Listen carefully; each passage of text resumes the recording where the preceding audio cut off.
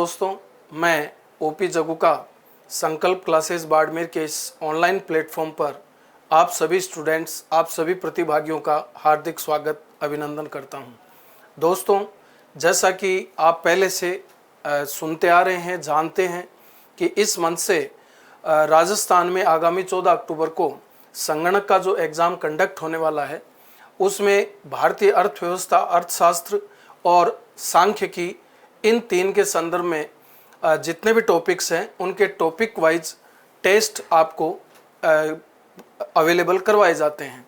तो आज के इस वीडियो के माध्यम से भारतीय अर्थव्यवस्था का एक महत्वपूर्ण और सार गंभीर topic economic planning in India, Bharat में आर्थिक नियोजन, इस टॉपिक के तमाम क्वेश्चन की हम डिस्कस करेंगे, इस उम्मीद से कि आगामी जो 14 अक्टूबर को संगणक का एग्ज़ाम है उसमें से इस टॉपिक का कोई क्वेश्चन आपसे गलत ना हो, आप इसको सही करने से वंचित ना रहें। तो एक बार पुनः आप सभी का स्वागत करते हुए आज के इस प्रश्नोत्तरी वीडियो में पहला क्वेश्चन।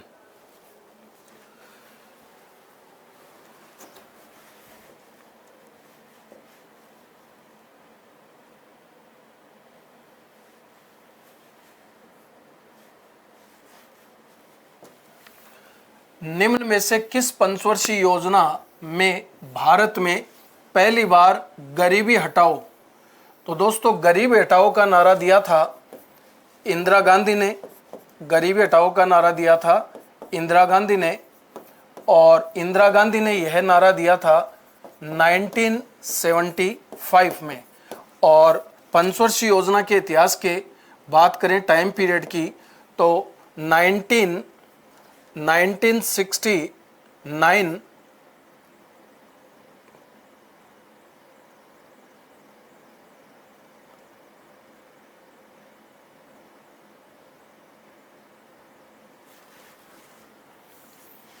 1974 टू 1979 ये पांचवी पंचवर्षीय योजना का टाइम पीरियड था। राज, आपने इसका जवाब बताया छठी पंचवर्षीय योजना गलत है, पांचवी पंचवर्षीय योजना सही है। बिल्कुल, पांचवी पंचवर्षीय योजना का ये टाइम पीरियड था। इस क्वेश्चन का राइट आंसर है पांचवी पंचवर्षीय योजना। अनवरत योजना का संबंध छठी योजना से था, लेकिन गरीबी हटाओ का नारा इंदिरा गांधी जी ने 1975 में पांचवी पंचवर्षीय योजना के दौरान दिया, और ये पांचवी पंचवर्षीय योजना का टाइम पीरियड था। जब मैंने आपको ये टॉपिक पढ़ाया था तो उस समय आपको इंडिकेट भी किया था विभिन्न प्रतियोगी परीक्षाओं के संदर्भ में दूसरी योजना, तीसरी योजना, पांचवी, आठवीं, 11वीं और 12वीं ये एग्जाम के हिसाब से इंपॉर्टेंट योजनाएं। नंबर 2, आर्थिक नियोजन संबंधित है। आर्थिक नियोजन का संबंध किससे है? तो इन ऑप्शंस के आधार पर इस क्वेश्चन में पूछा गया है आर्थिक नियोजन का मूल उद्देश्य क्या है। आर्थिक नियोजन का मूल उद्देश्य क्या है? तो आर्थिक नियोजन का मीनिंग होता है देश में उपलब्ध संसाधनों के आकलन के आधार पर आगामी एक निश्चित समय अवधि तक के लिए कुछ उद्देश्यों का चयन करना और संबंधित अवधि के दौरान चुने गए उद्देश्यों की प्राप्ति के लिए उपलब्ध संसाधनों को लगाना या आवंटित करना, ये ही पंचवर्षीय योजना का मीनिंग है, और पंचवर्षीय योजना का मूल उद्देश्य भी यही है। तो ऑप्शन नंबर 2 इसका राइट आंसर है। नंबर नेक्स्ट, इस क्वेश्चन का जवाब भी हरजीत, जितने भी आप देख रहे हैं आप सभी का सही है। नेक्स्ट क्वेश्चन, योजना अवधि में अब योजना अवधि क्या थी? तो योजना अवधि थी 1951 से 2017 तक, और कुल मिलाकर 12 योजना भारत में संचालित रही। 12 योजना भारत में संचालित रही, और 12वीं योजना का टाइम पीरियड 2012 से 17 था। तो योजना अवधि में यानी इस टाइम पीरियड में किन वर्षों में भारत का व्यापार संतुलन देश के पक्ष में रहा? अब व्यापार संतुलन का मतलब क्या होता है? भारत के निर्यात मूल्य, भारत द्वारा विश्व के विभिन्न देशों को जो निर्यात किया जाता है, उस निर्यात का मूल्य अगर अधिक है किससे? आयातों के मूल्य से, आयातों के मूल्य से, तो इसको व्यापार संतुलन पक्ष में कहेंगे। और अगर ये दोनों बराबर है तो व्यापार संतुलन संतुलित कहलाएगा। और अगर ये अगेंस्ट है यानी निर्यात मूल्य कम है और आयात मूल्य ज्यादा है तो ऐसी स्थिति में व्यापार संतुलन विपक्ष में कहलाएगा। तो एक फैक्चुअल क्वेश्चन है, 2 साल ऐसे रहे थे और वो 2 साल है 1972-73 और 1976-77। ये क्वेश्चन आरएस के एग्जाम में भी आया हुआ है और ये विभिन्न एग्जाम में द्वितीय श्रेणी इत्यादि में भी एग्जाम में पूछा गया है। तो ये फैक्चुअल और इंपॉर्टेंट क्वेश्चन है, इसको आप देखना। केवल 2 वर्ष थे 72-73 और 76-77 जिनमें भारत के निर्यातों का मूल्य उनके आयातों के मूल्य से अधिक रहा था। नंबर नेक्स्ट, भारत की द्वितीय पंचवर्षीय योजना। अब देखिए द्वितीय पंचवर्षीय योजना मैंने आपको खासा इंपॉर्टेंट बताया था। वास्तविक शिल्पकार कौन थे? तो द्वितीय पंचवर्षीय योजना का टाइम पीरियड तो था 1956 टू 61 और इस पंचवर्षीय योजना में मूल उद्देश्य रखा औद्योगिक विकास, औद्योगिक विकास, औद्योगिक विकास। और यह क्वेश्चन 3 प्रकार से पूछा जाता है। औद्योगिक विकास का नारा कौन सी पंचवर्षीय योजना का उद्देश्य था? तो द्वितीय पंचवर्षीय योजना। भारत में भारी उद्योगों की स्थापना पर बल कौन सी योजना में दिया गया? तो भी द्वितीय पंचवर्षीय योजना। और भारत के प्रमुख इस्पात संयंत्र राउरकेला, भिलाई और दुर्गापुर कौन सी पंचवर्षीय योजना में स्थापित किए गए? तो इसका जवाब भी द्वितीय पंचवर्षीय योजना। और दूसरी पंचवर्षीय योजना का मॉडल या शिल्पकार, यह एग्जाम में अक्सर क्वेश्चन पूछा जाता है। प्रोफेसर पीसी महालनोबिस इसके शिल्पकार थे और इस क्वेश्चन का जवाब कविता, राज, अभी आप सभी जितने भी मैं देख पा रहा हूं सबके सही जवाब है। नंबर नेक्स्ट, भारत की 12वीं पंचवर्षीय योजना, जैसा कि अभी आपको बताया 12वीं पंचवर्षीय योजना का टाइम पीरियड 1 अप्रैल 2012 से 31 मार्च 2017 था। और इस पंचवर्षीय योजना का प्रमुख उद्देश्य क्या रखा गया? तो हर पंचवर्षीय योजना क्या होती थी? आगामी 5 सालों में भारत द्वारा संपादित किए जाने वाले कार्यों की लिस्ट। और कार्य तो कई थे यानी उद्देश्य कई थे, लेकिन हर पंचवर्षीय योजना में पर्टिकुलर कोई एक विशिष्ट उद्देश्य को हाईलाइट या फोकस करके चला जाता था। जैसे पहली योजना में कृषिगत विकास, दूसरी योजना में औद्योगिक विकास, तीसरी योजना में आत्मनिर्भरता का नारा। तो ठीक इसी प्रकार से 12वीं पंचवर्षीय योजना का प्रमुख उद्देश्य क्या था? तो तीव्र धारणीय और अधिक समावेशी विकास, तीव्र धारणीय और अधिक समावेशी विकास। ऑप्शन नंबर 4 इसका सही जवाब है। अभी आप इसके जवाब में गलत हैं और बाकी आप सब लोग सही हैं। तो भी नेक्स्ट, गरीबी उन्मूलन तो 5वीं का था, अभी तो क्वेश्चन आया है। गरीबी हटाओ का नारा तो 5वीं का था। और निम्न में से कौन सी निकाय संविधान के अनुसार संसाधनों के केंद्र एवं राज्यों में वितरण के लिए जिम्मेदार है? तो देखो आरबीआई का काम क्या है? आरबीआई का तो काम है मौद्रिक अधिकारी, मौद्रिक अधिकारी। भारत का प्रधान मौद्रिक अधिकारी कौन है? आरबीआई। मौद्रिक नीति जारी करता है, मुद्रा की मात्रा को नियंत्रित करता है। और योजना आयोग का कार्य क्या था? आज तो इसके स्थान पे नीति आयोग है। पंचवर्षीय योजनाओं का निर्माण, योजनाओं का निर्माण।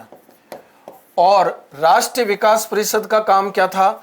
राष्ट्रीय विकास परिषद का काम था योजनाओं का अनुमोदन, योजनाओं का को लागू करना कह सकते हैं, अनुमोदन कह सकते हैं। तो केंद्र राज्य वित्त संबंधों के निस्तारण हेतु आर्टिकल 278, 2 आर्टिकल भी यहाँ पे इंपॉर्टेंट है। आर्टिकल 278 और आर्टिकल 243I। तो आर्टिकल 280 है, 8 नहीं, 280 भारतीय संविधान के अनुच्छेद 280 के तहत प्रत्येक 5 वर्षों से भारत का राष्ट्रपति एक वित्त आयोग का गठन करता है और आर्टिकल 243 के तहत प्रत्येक 5 वर्षों से राज्य वित्त आयोग का गठन राज्यपाल के द्वारा किया जाता है। और कोई भी वित्त आयोग का कार्य क्या है, ये सिफारिश देना कि केंद्र सरकार की कर राजस्व में से, केंद्र सरकार की कर राजस्व में से, जबकि सरकार की आय के 2 स्रोत होते हैं, एक तो टैक्स इनकम और एक विदाउट टैक्स इनकम। तो जो आपकी टैक्स से कमाई हुई है, उस कमाई में से विभिन्न राज्यों को कितना हिस्सा अलॉट किया जाए, इसका निर्धारण करने के लिए प्रत्येक 5 वर्षों से राष्ट्रपति के द्वारा वित्त आयोग का गठन किया जाता है। तो केंद्र राज्य वित्त संबंधों का निस्तारण, ये वित्त आयोग सही जवाब है और ये इसकी कॉन्स्टिट्यूशनल व्यवस्था। नंबर नेक्स्ट, 11वीं पंचवर्षीय योजना का औसत वार्षिक वृद्धि दर का लक्ष्य क्या था? तो 11वीं पंचवर्षीय योजना फैक्चुअल क्वेश्चन है, 9% का टारगेट रखा था और प्राप्ति की बात करें तो वो था 8%। प्राप्ति कितनी रही? 8%। और 12वीं का लक्ष्य भी क्या था? 12वीं पंचवर्षीय योजना का लक्ष्य ये भी क्या था? 8%। नंबर नेक्स्ट, भारत में विगत योजना काल में सर्वाधिक वृद्धि किस क्षेत्र में रही है? सर्वाधिक वृद्धि किस क्षेत्र में रही है? कृषिगत उत्पाद, वास्तविक राष्ट्रीय आय, औद्योगिक उत्पाद, जनसंख्या। तो इसका सही जवाब है एक्चुअल नेशनल इनकम, वास्तविक राष्ट्रीय आय की वृद्धि इन चारों ऑप्शंस के आधार पर सर्वाधिक योजना अवधि में विगत काल में रही है। नंबर नेक्स्ट, 11वीं पंचवर्षीय योजना में औसत वार्षिक वृद्धि दर का लक्ष्य क्या रखा गया? 11वीं पंचवर्षीय योजना में औसत वार्षिक वृद्धि दर का लक्ष्य कितना रखा गया? तो ये क्वेश्चन रिपीट हो गया, कोई बात नहीं, 11वीं योजना में रखा गया तो 9%। नंबर नेक्स्ट, भारत में आर्थिक नियोजन किस सूची का विषय है? तो भारत के वितरण की बात करें तो कार्य क्षेत्र के आधार पर और उत्पादन के आधार पर। तो भारत 2 भागों में बटा हुआ है, एक तो उत्पादन क्षेत्र के आधार पर जो कि भारत के 3 क्षेत्र हैं, पहला कृषि क्षेत्र, दूसरा औद्योगिक क्षेत्र और तीसरा सेवा क्षेत्र। और कार्य के आधार पर 3 सूचियां हैं, केंद्र सूची, संघ सूची, राज्य सूची और समवर्ती सूची। तो भारत में आर्थिक नियोजन समवर्ती सूची का विषय है। समवर्ती सूची का तात्पर्य होता है जिस पर कानून बनाने का अधिकार केंद्र सरकार का भी होता है और विभिन्न राज्य सरकारें भी उस संदर्भ में कानून बना सकती है। सिंपल क्वेश्चन था, आज के एग्जाम में ऐसा क्वेश्चन आने की संभावना कम है।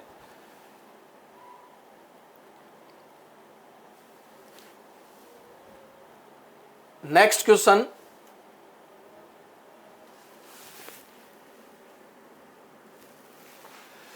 निम्न में से सुमेलित कीजिए। तो 4 क्वेश्चन एक ही क्वेश्चन में है और ऐसा होता भी है, जैसे यहां पे तो 4 है ऑप्शन और यहां पर 6 है, तो जो आपके काम की चीज नहीं है उसको डिसमिस करते रहो। तो पहली बात है, सबसे सफल योजना कौन सी थी? तो 8वीं योजना को सबसे सफल योजना माना जाता है। क्यों? क्योंकि 8वीं योजना में लक्ष्य से ज्यादा 1.2% की वृद्धि दर्ज की गई।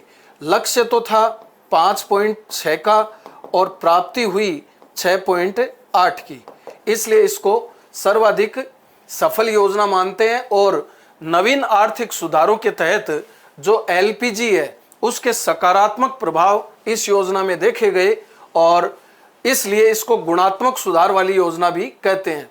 और सर्वाधिक वृद्धि दर वाली योजना तो मात्रात्मक रूप से सर्वाधिक वृद्धि दर रही 11वीं योजना में, और ये जो वृद्धि दर रही है भारत की 8% रही, अभी आपको बताया था। और सबसे असफल योजना मानी जाती है तीसरी। तो सबसे असफल योजना हो गई तीसरी, क्योंकि इस दौरान प्रति व्यक्ति आय में मात्र 0.02% की ही वृद्धि हुई और प्रति व्यक्ति आय में वृद्धि देश के आर्थिक विकास का सूचक है और आर्थिक संकट की योजना कहलाती है 7वीं योजना। तो इस हिसाब से 3, 4, 5, 6, तो 3, 4, 5, 6 ऑप्शन नंबर 1 इसका सही जवाब है। और आप सभी इसके आंसर में सही हैं। नंबर नेक्स्ट, आर्थिक नियोजन के इतिहास में यादृच्छिक अवधि। तो यादृच्छिक अवधि का तात्पर्य क्या होता है? ऐसे कुल वर्ष जिनमें पंचवर्षीय योजना लागू नहीं हुई। तो पहला तो ब्रेकिंग पीरियड था 1966 से 69, उसके बाद में 1979 से 80 और 1990 से 92। तो 3, 1 और 2 इस प्रकार से 6 वर्ष ऐसे हैं जिनमें योजना लागू नहीं हुई और यही यादृच्छिक शब्द का अर्थ है। इसका जवाब भी आपका सही है। Option number B is the right answer. Number next, Bharat की प्रथम 3 पंचवर्षीय योजनाएं किस विकास युक्ति पर आधारित थी? समग्र, समन्वित, असंतुलित, संतुलित। तो इसका सही जवाब है इनबैलेंस्ड डेवलपमेंट। देखिए, संतुलन का मतलब होता है जब सारे चर एक दिशा में परिवर्तित होते हैं। जैसे आज आपकी लाइफ में सामाजिक, धार्मिक, आर्थिक, राजनीतिक सभी क्षेत्रों को आप साथ लेके चलें तो आपका संतुलित विकास हो रहा है। तो यहां पर असंतुलन इसलिए सही जवाब है क्योंकि पहली पंचवर्षीय योजना में मूल उद्देश्य कृषिगत विकास रखा, आगे के वर्षों में और चीजों को विकसित करने का टारगेट रखा जाए, ऐसा पोस्टपोन किया गया। दूसरी योजना में औद्योगिक विकास, तीसरी योजना में आत्मनिर्भरता।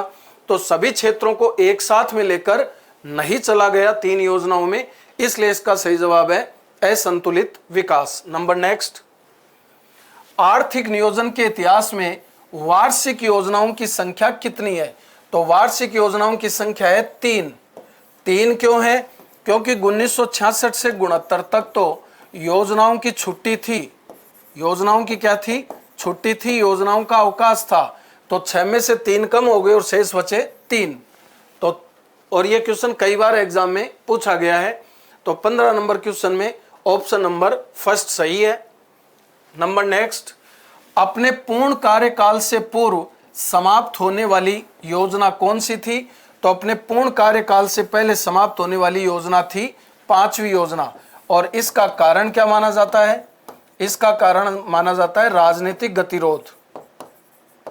राजनीतिक गतिरोध के कारण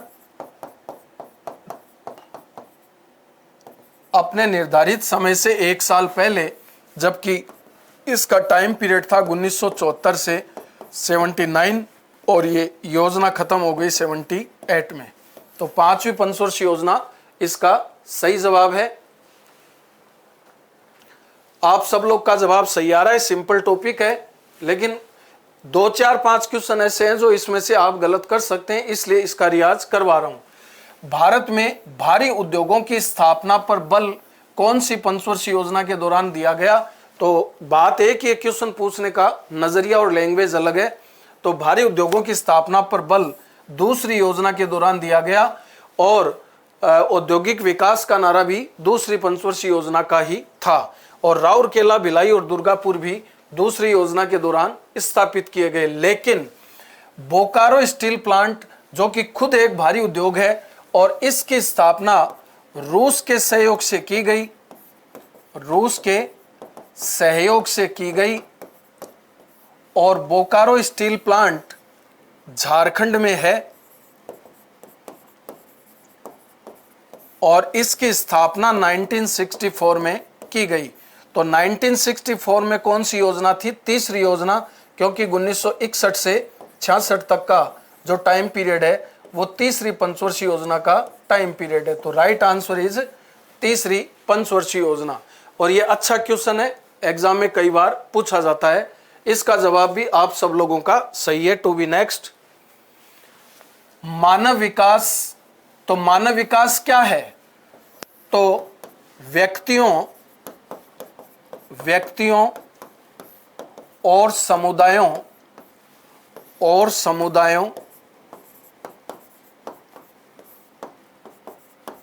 के बेहतर या पहले से बेस्ट जीवन की प्रक्रिया को मानव विकास कहते हैं। ये टॉपिक मैंने पढ़ाया नहीं है, इंटरेस्टिंग और एग्जाम ओरिएंटेड है।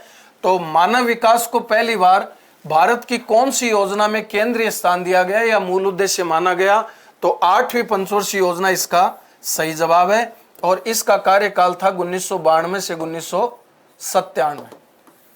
सबसे सफल योजना भी थी ये और ह्यूमन डेवलपमेंट को इंडिया में इस पंचवर्षीय योजना में पहली बार केंद्रीय स्थान या प्रमुख उद्देश्य बनाया गया। Number next. न्यायपूर्ण वितरण और समानता कौन सी पंचवर्षीय योजना का प्रमुख उद्देश्य था? कई बार ये क्वेश्चन ऐसे भी पूछ लिया जाता है, आय वितरण में व्याप्त असमानता को कम करने का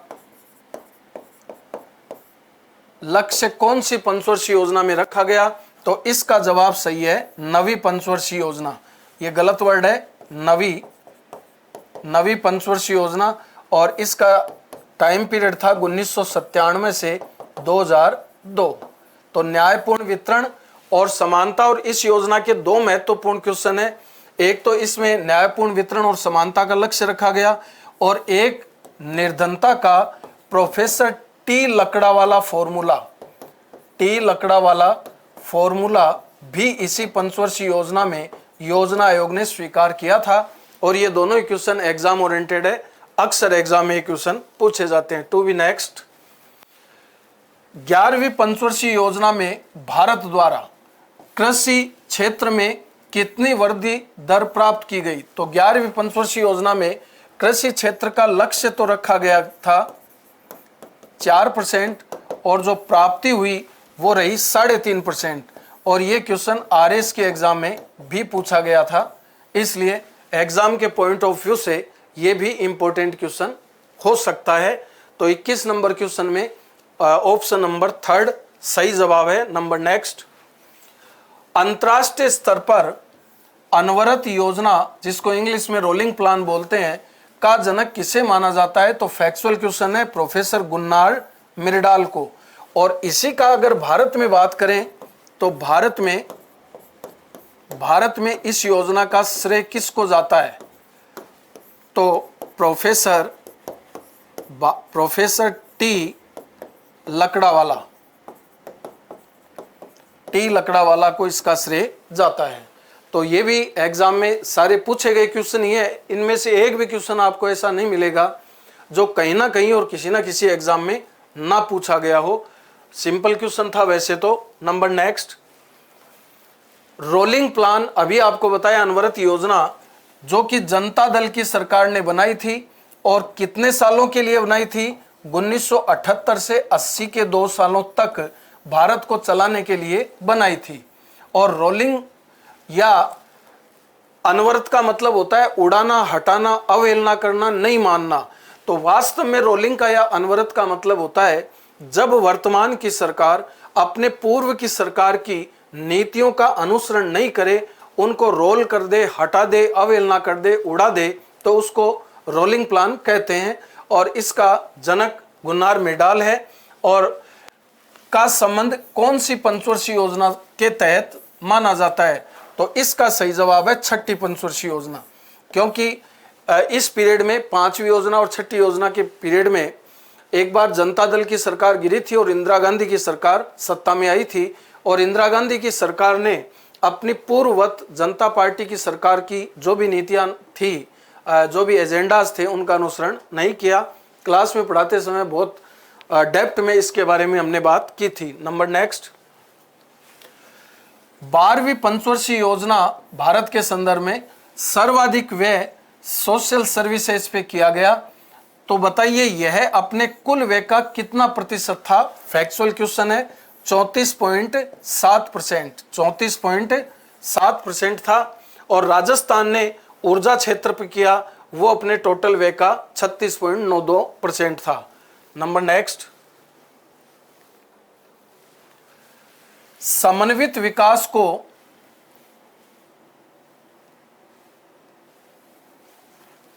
बारहवीं पंचवर्षीय योजना राजस्थान में सर्वाधिक व्यय ऊर्जा पर किया गया और यह अपने कुल व्यय का कितना प्रतिशत था? तो अभी बताया था 36.92%। भारत ने तो सामाजिक सेवाओं पर किया, वह कुल व्यय का था 34.7 और राजस्थान ने ऊर्जा पर किया 36.92। नंबर नेक्स्ट, समन्वित विकास को प्रथम बार कौन सी योजना का उद्देश्य बनाया गया? 11वीं योजना का उद्देश्य समन्वित विकास था। विकास की धारा में जब देश के तमाम क्षेत्रों, वर्गों, उपवर्गों आदि का योगदान लिया जाए और विकास के प्रतिफल का वितरण इन वर्गों में इनके द्वारा दिए गए योगदान के सापेक्ष किया जाए तो इसको समन्वित विकास बोलते हैं। दैट मीन्स छोड़ेंगे किसी को नहीं, काम सबसे लेना है और काम से जो कमाई होगी उनमें से आपका हिस्सा उतना ही होगा जितना आपने पार्टिसिपेट किया था, लेकिन छोड़ना किसी को नहीं है। ये समन्वित विकास का अर्थ है। नंबर नेक्स्ट, सस्टेनेबल डेवलपमेंट के 3 हिंदी के नाम है। धारणीय, सतत और टिकाऊ विकास को प्रथम बार कौन सी योजना का उद्देश्य बनाया गया? तो 12वीं पंचवर्षीय योजना में पहली बार सस्टेनेबल डेवलपमेंट की कंसेप्ट को इंप्लीमेंट किया गया। मूल उद्देश्य के रूप में विकास की वह गति या रूप जो भावी पीढ़ी की अपनी आवश्यकताओं की क्षमताओं को पूरा करने की क्षमता पर प्रतिकूल प्रभाव डाले बिना वर्तमान पीढ़ी की आवश्यकताओं को पूरा कर दे, उसे धारणीय, सतत या टिकाऊ विकास कहते हैं। तो इस क्वेश्चन में right answer option number 4th। Okay, इसका जवाब भी आपका सही है। सर्वाधिक वृद्धि दर वाली योजना कौन सी थी? तो ये क्वेश्चन रिपीट हुआ है। 11वीं योजना इसका सही जवाब है। 11वीं योजना में 8% और 8वीं योजना में 6.8। तो मात्रात्मक रूप से 8वीं की अपेक्षा 11वीं योजना में जो ग्रोथ रेट थी वो ज्यादा थी। नंबर नेक्स्ट, 11वीं योजना में सबसे अधिक रोजगार के अवसर में वृद्धि की आशा की गई, कौन से क्षेत्र में की गई? तो इसका सही जवाब है निर्माण क्षेत्र में। निर्माण क्षेत्र में ये भी क्वेश्चन एग्जाम में मैंने बहुत से पेपर में, जहां कहीं भी अर्थशास्त्र या अर्थव्यवस्था विषय है, वहां पर यह क्वेश्चन बहुत बार एग्जाम में पूछा गया है। नंबर नेक्स्ट, निम्न घटनाओं को आरोही क्रम में व्यवस्थित करिए। आरोही का मतलब बढ़ते हुए क्रम में व्यवस्थित करिए। तो प्रथम पंचवर्षीय योजना संसद में प्रस्तुत की गई तो 1951 में की गई। एनडीसी की स्थापना की गई तो 6 अगस्त 1952 को हुई थी एनडीसी की, राष्ट्रीय विकास परिषद। भारत में प्रथम बार मुद्रा का अवमूल्यन 1948 में हुआ था, जब किसी देश की सरकार जानबूझकर अपने देश की करेंसी की वैल्यू को दूसरे देश की करेंसी की वैल्यू के सापेक्ष गिरा दे तो इस प्रक्रिया को अवमूल्यन कहते हैं। और अवमूल्यन का उद्देश्य होता है निर्यातों में अभिवृद्धि करना। तो भारत में पहली बार अवमूल्यन 1948 में हुआ और भारत IMF का संस्थापक सदस्य है और 1945 में इसकी स्थापना हो गई थी। तो इसको देख लीजिए, जो भी सेट होता है 4, 1 नंबर पर तो ये आएगा, 2 नंबर पर ये आएगा, 3 पर ये आएगा और 4 पर ये आएगा। तो इसका सही जवाब होगा 4, 3, 1 और 2। तो 2 नंबर ऑप्शन इसका राइट आंसर है। एक ही क्वेश्चन में समुचित जानकारी है 4-5 बातों की। भरत गुज्जर, राज, हरजीत, आप सबका जवाब इसका सही है। अच्छा क्वेश्चन था। नेक्स्ट क्वेश्चन, ये देखिए बहुत इंपॉर्टेंट कार्यक्रम है राजस्थान के एग्जाम के पॉइंट ऑफ व्यू से। अभी राजस्थान में जो क्या बोलते हैं उसको, ग्राम विकास अधिकारी की एग्जाम लगी तो उसमें प्री में और मेंस में दोनों में ये पेपर, और इनके अलावा भी बहुत एग्जाम में क्वेश्चन ये पूछा जाता है। तो राजस्थान की मूल प्रॉब्लम है मरुस्थलीकरण, और मरुस्थलीकरण को बढ़ावा देने के लिए, मरुस्थलीकरण को रोकने के लिए राजस्थान में दो महत्वपूर्ण कार्यक्रम डीपीएपी यानी सूखा संभाव्य विकास कार्यक्रम और डीडीपी यानी मरु विकास कार्यक्रम 5वीं योजना के दौरान संचालित किए गए। और इनकी अलग अलग टाइम पीरियड की बात करें तो ये 1974-75 में और ये 1977-78 में। तो ये दोनों ही कार्यक्रम एग्जाम के पॉइंट ऑफ व्यू से और आपकी एग्जाम में इंपॉर्टेंट रखते हैं। कविता जी 5, बेटा 5 नंबर तो ऑप्शन ही नहीं। अच्छा 5वीं वैसे बोलिए आप सही हैं कविता जी, 5वीं योजना। नेक्स्ट, नियोजन के इतिहास में भारत में पंचवर्षीय योजनाओं का सामान्य लक्ष्य क्या था? सामान्य लक्ष्य रोजगार में वृद्धि करना लक्ष्य तो था, आय व धन की विषमताओं को कम करना यह भी उद्देश्य रखा गया। देखिए जहां कहीं भी आपने इनको इंडिविजुअल पढ़ा है तो वहां पे एक शब्द यूज किया गया था मूल उद्देश्य, यानी मुख्य उद्देश्य, और यहां पर है मुख्य लक्ष्य। देखिए लक्ष्य और उद्देश्य में क्या अंतर होता है? लक्ष्य एक होता है, अटल होता है, अटूट होता है, चेंज नहीं होता। जैसे आपके जीवन का लक्ष्य क्या है, और उद्देश्य लक्ष्य को पाने का एक साधन होते हैं। जैसे आपके जीवन का लक्ष्य है आरएएस अधिकारी बनना, तो आरएएस अधिकारी बनने के लिए आप रोज जो तैयारी करोगे वो आपका पर डे का उद्देश्य होगा। तो लक्ष्य अंतिम होता है, एक होता है, और उद्देश्य कई हो सकते हैं और लक्ष्य प्राप्ति के साधन होते हैं। तो ये भी उद्देश्य था, ये भी था, ये भी था, ये भी था, लेकिन इसमें लक्ष्य पूछा है। तो पंचवर्षीय योजनाओं के माध्यम से भारत क्या चाहता था? आजादी के समय जो भारत की विकास की गति डाउन थी उसमें इंक्रीमेंट कैसे हो, ये हमारा मूल फोकस था। तो इसमें जो भी इस वृद्धि और विकास से रिलेटेड है वो सही जवाब है। तो तीव्र आर्थिक समृद्धि को सुनिश्चित करना, ये भी इंपॉर्टेंट क्वेश्चन था। दिखने में सरल लगता है लेकिन एग्जाम में ऐसे क्वेश्चन आ जाए तो स्टूडेंट से गलत हो सकता है। 12वीं योजना में कृषि क्षेत्र का वार्षिक लक्ष्य कितना रखा गया? तो 4% रखा गया था। 12वीं योजना में कृषि क्षेत्र का लक्ष्य कितना रखा गया? 4%। नंबर नेक्स्ट, कौन सी योजना में आपातकाल लगा, चुनाव हुए, जनता पार्टी को चुना गया? तो जनता पार्टी को चुना गया और फिर जनता पार्टी चेंज हुई और इंदिरा गांधी की सरकार आई, और वही अनवरत योजना से रिलेटेड बात है। तो आपातकाल लगा था 5वीं पंचवर्षीय योजना में। 5वीं पंचवर्षीय योजना में भारत में आपातकाल लगा और जनता पार्टी की सरकार आई, और 5वीं पंचवर्षीय योजना अपने निर्धारित समय से 1 साल पहले खत्म हुई। उसके बाद में जनता पार्टी गिरी और इंदिरा गांधी की सरकार आई। तो नेक्स्ट क्वेश्चन, निम्न वर्षों में योजना अवकाश नहीं रहा। तो 66 से 69 तो योजना अवकाश था, ब्रेकिंग पीरियड बोलते ही है। 69 से 80 1 साल योजना अवकाश था ही था। 90 से 92 भी था। 69 से 70 कोई योजना अवकाश नहीं था, क्योंकि 1969 से और 74 तक ये चौथी पंचवर्षीय योजना का टाइम पीरियड है। तो 4 नंबर ऑप्शन इसका सही जवाब है। To be continue. Next, Rajasthan में इंफॉर्मेशन टेक्नोलॉजी का गांव तक विस्तार कौन सी योजना के दौरान किया गया? 10वीं योजना। फैक्चुअल क्वेश्चन है, सामान्य क्वेश्चन है। नंबर नेक्स्ट, भारत में सर्वाधिक गुणात्मक सुधार वाली, तो क्वालिटिव चेंज भारत में आया। तो आज हम जिस मॉडर्न इंडिया में जी रहे हैं वो बनीफत भारत में economic planning new economic policy की देन है। 1991 की नवीन आर्थिक नीति या आर्थिक सुधारों का दौर, जिसके तहत भारत ने उदारीकरण, निजीकरण और वैश्वीकरण के कंसेप्ट को अपनाया था। तो ये अवधारणा जुड़ी हुई है 8वीं योजना से। तो 8वीं योजना को सबसे सफल भी बोलते हैं और सबसे गुणात्मक सुधार वाली योजना भी बोलते हैं। 8वीं योजना इसका सही जवाब है। नेक्स्ट, भारत में ट्रिपल पी मॉडल, ये भी 10वीं योजना में था। गुणात्मक सुधार 8वीं योजना और भारत में ट्रिपल पी मॉडल 10वीं योजना।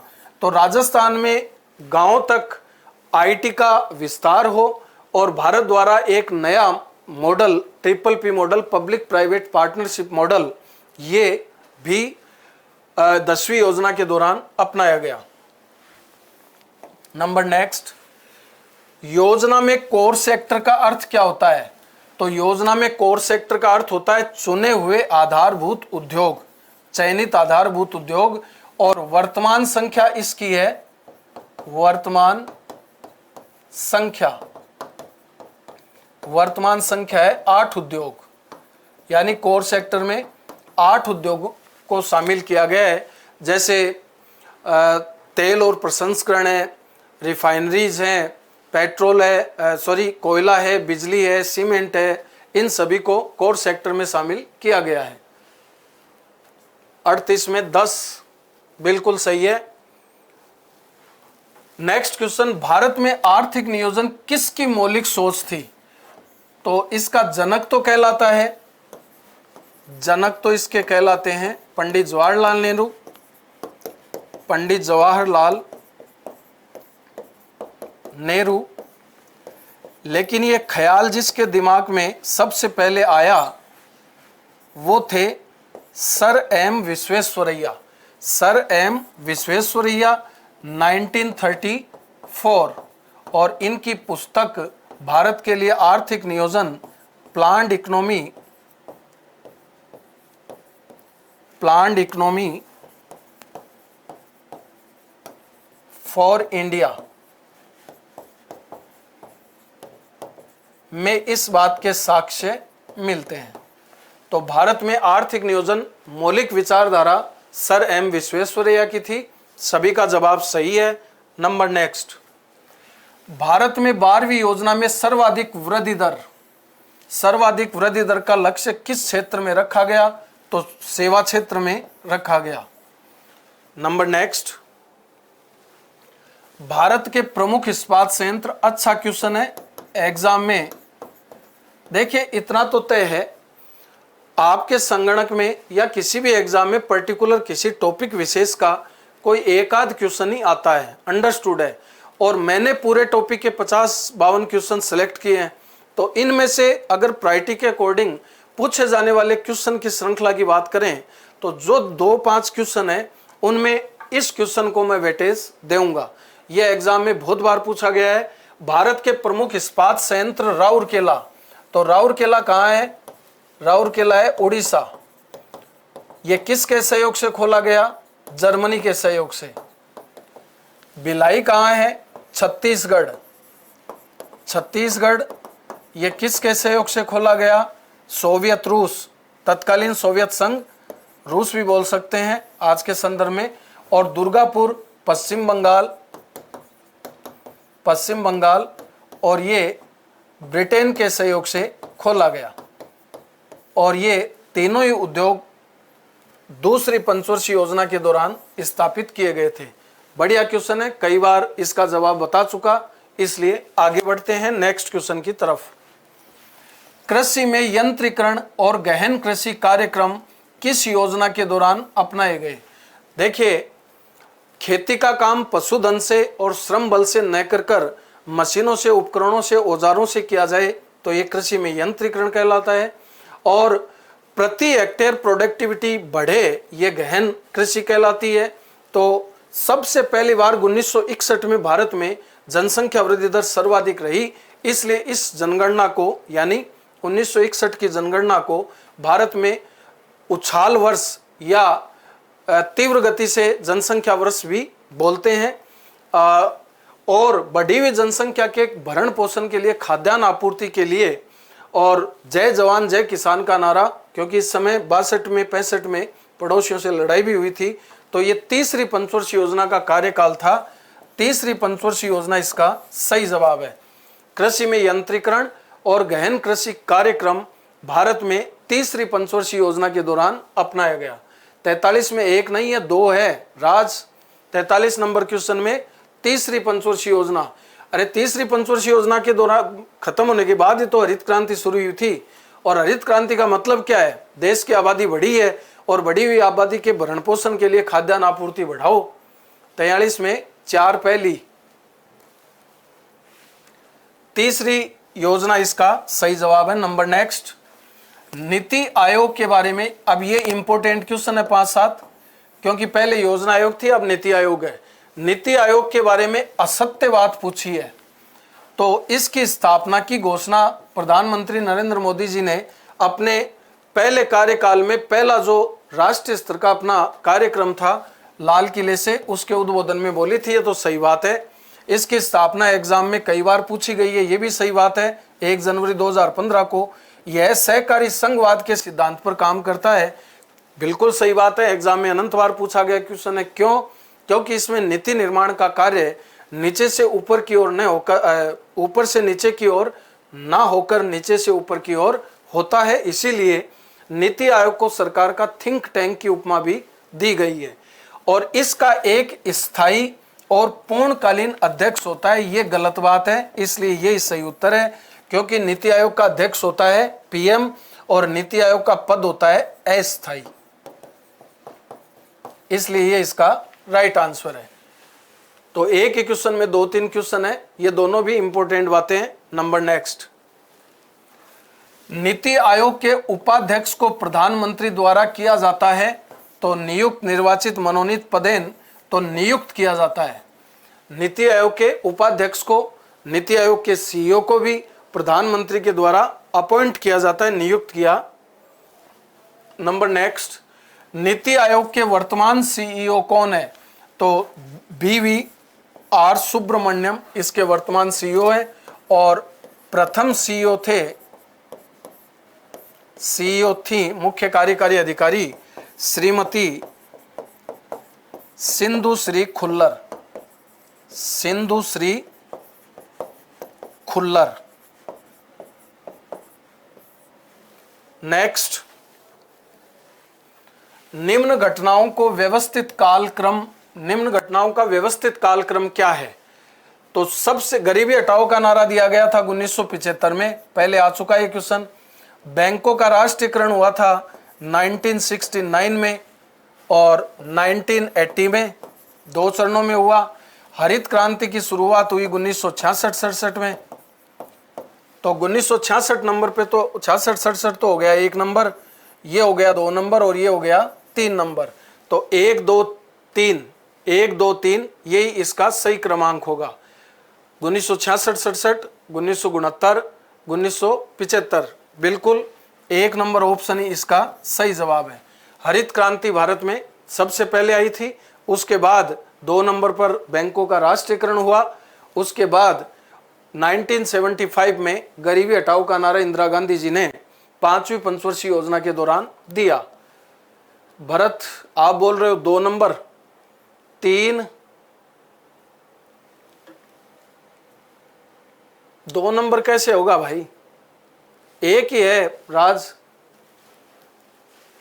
1 नंबर सही जवाब है इसका, सन भी लिख दी है। नंबर नेक्स्ट, सामुदायिक विकास कार्यक्रम जो ग्रामीण विकास का अखिल भारतीय स्तर का शीर्ष कार्यक्रम था और इसकी स्थापना, यह कार्यक्रम कब शुरू किया गया? तो 2 अक्टूबर 1952 को, 2 अक्टूबर 1952 को यह कार्यक्रम शुरू किया गया। और इस कार्यक्रम से जब भारत के ग्रामीण क्षेत्र का विकास नहीं हो पाया, तभी बलवंत राय मेहता कमेटी की सिफारिश पर 2 अक्टूबर 1959 को राजस्थान के बगदरी गांव से, नागौर जिले से पंचायती राज की शुरुआत की गई। तो 2 अक्टूबर 1952। हवा सिंह कविता 2 नंबर, कौन सा बता रहे हैं आप? सामुदायिक विकास कार्यक्रम 2 अक्टूबर 1952 सही जवाब है। 48 में 2 नंबर गलत है राज, 48 में 2 नंबर गलत है, 15 मार्च 1952 को नहीं। और एक कॉमन सेंस की बात है, जहां कहीं भी ग्रामीण विकास की बात आती है तो आप उठा के देखिए रिकॉर्ड, उनकी शुरुआत 2 अक्टूबर को हुई है, गांधी जी की जयंती के दिन। 2 अक्टूबर 1952 is the right answer. Next, नियोजन के इतिहास में योजना अवकाश, तो इसको छोड़ भी सकते हैं, ऐसे क्वेश्चन आज के एग्जाम में नहीं आते, लेकिन फिर भी 1966 से 69 इसका सही जवाब है।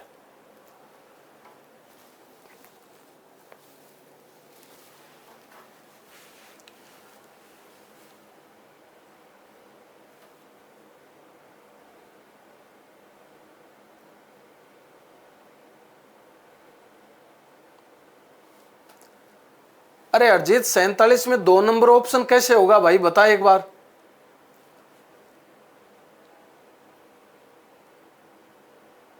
हरित क्रांति 1966-67 सही बात है। बैंकों का राष्ट्रीयकरण 1969 ये भी सही बात है। गरीबी हटाओ का नारा 1975 ये भी सही बात है। हरजीत हवा सिंह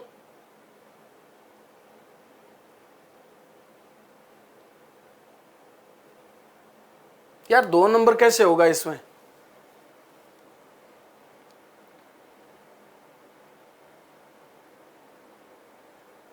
अच्छा सॉरी, समझ गया मैं आपकी बात।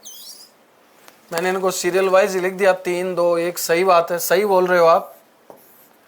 लेकिन आप साक्ष्य देख सकते हैं, मैंने सन लिख दी थी इसकी, वो कोई इश्यू नहीं है, मानवीय भूल थी। नेक्स्ट क्वेश्चन, बगदरी गांव राजस्थान नागौर, अभी आपको बताया ये क्वेश्चन। पंचायती राज की शुरुआत 2 अक्टूबर 1959 को की गई 19 और बलवंत राय मेहता समिति की सिफारिश पर। नंबर नेक्स्ट, निर्धनता का टी लकड़ा वाला फॉर्मूला तो ये पहले हो गया, 9वीं पंचवर्षीय योजना के दौरान योजना आयोग ने इसको अपनाया था। और आज की इस वीडियो में ये लास्ट क्वेश्चन था, तो उम्मीद करता हूँ आपको ये सारे क्वेश्चन समझ में आए होंगे। और जहाँ कहीं भी, जबकि लेटेस्ट तो आप संगणक का एग्ज़ाम देंगे, और इसके अलावा भी अगर आप किसी कंपटीशन एग्ज़ाम में शिरकत करें और इकोनॉमिक प्लानिंग आपके अध्ययन का बिंदु हो, तो इस टॉपिक के क्वेश्चन आप गलत नहीं करोगे।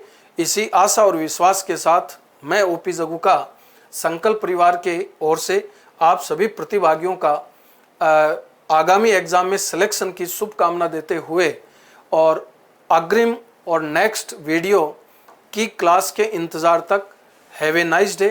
Thank you. बने रहें, मस्त रहें, आबाद रहें।